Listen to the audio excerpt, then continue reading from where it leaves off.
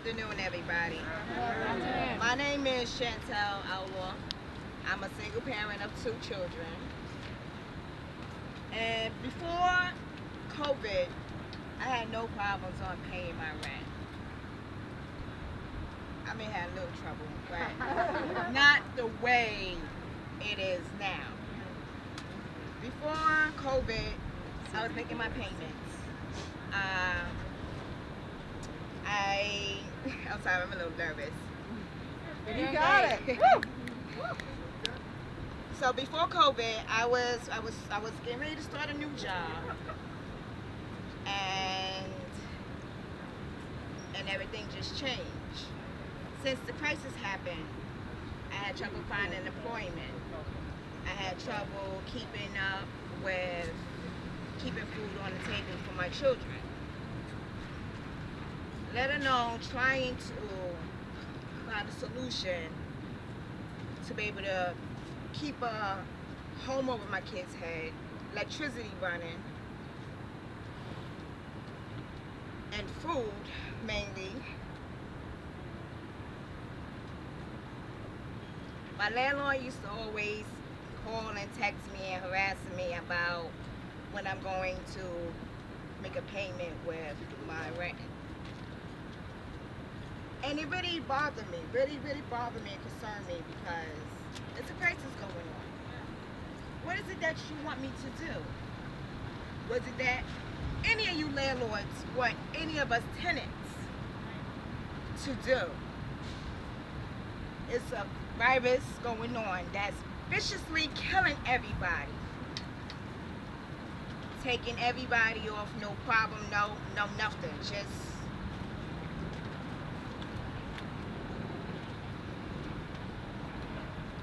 But being that my landlord knew about my health condition, right along with my children's health condition,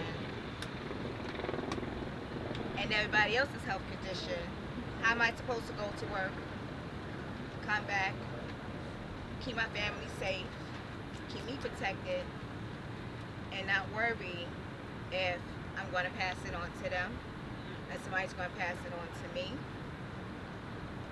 But this is not only for me. This goes for everybody in the state of Maryland and Baltimore throughout. I want to know, what does the landlords, how do they feel about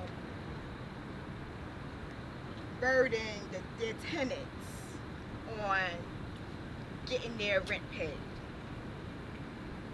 Would you yourself go out there and put yourself in harm's way to make sure your rent is paid? And then what would happen if they go out and make the money, pay the rent? Now guess what? They sick. That's right. New bill, medical bill. God forbid, they don't make it. They pass away. So now that you done hounded the tenants for your rent, what about the family? What you gonna say? Sorry for your loss? No, you're not gonna say sorry for your loss. You're gonna be looking to see, okay, so they gone, so when is the next rent payment? Put yourself in everybody's shoes and your tenants' shoes. Especially, I know there's a lot of elderly landlords. Now, you wouldn't want your healthcare provider or your caretaker, your caregiver taker come inside and pass on your sickness.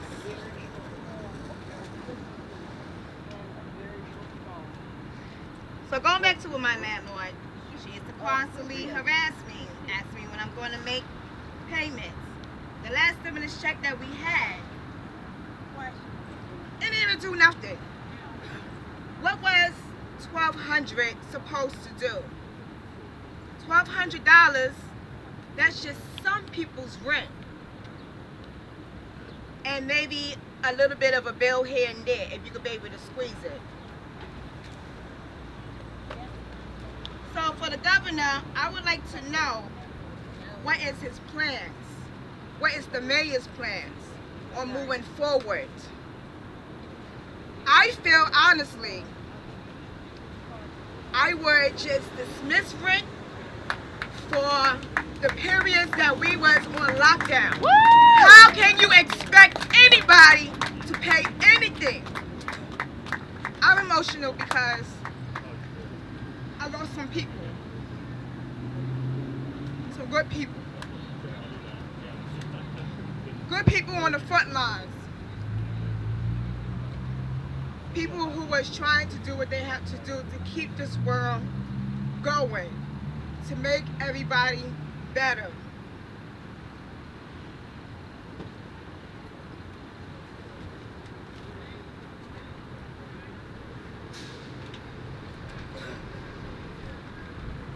I honestly would like to know what the governor, Larry Hogan, and the mayor have planned together.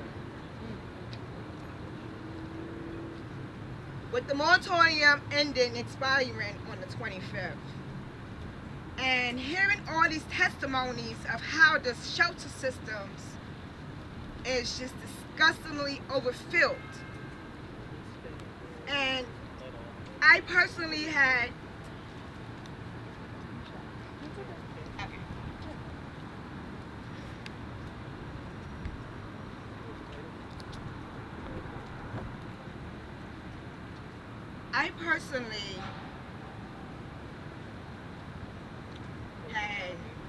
interviewed and met with a couple of people who was in the shelter. And people who are still dependent.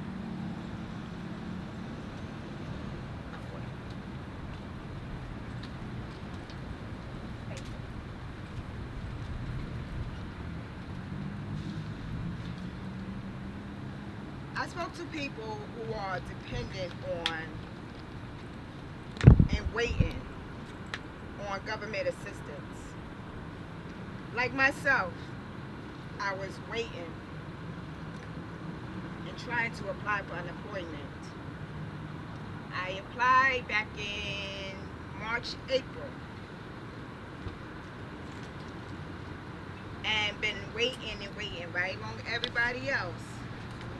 Can you believe March? This is July. This past Monday, I finally received my unemployment card.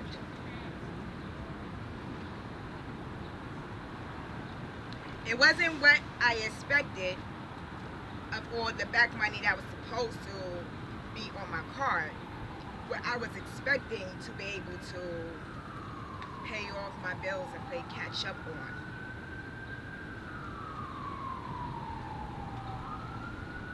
In closing, I am calling on Governor Larry Hogan to expand the moratorium and finding more money to help the residents of Maryland. $30 million is not enough. It's really not enough. That's only enough to help a fraction, a portion of Marylanders who are not able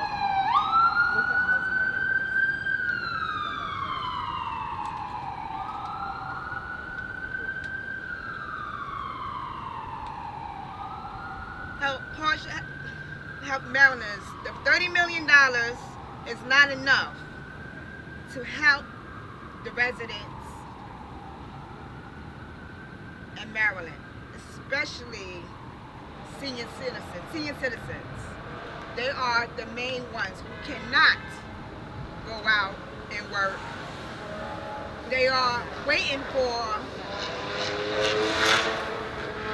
their benefits. Some of their food stamps have been cut down.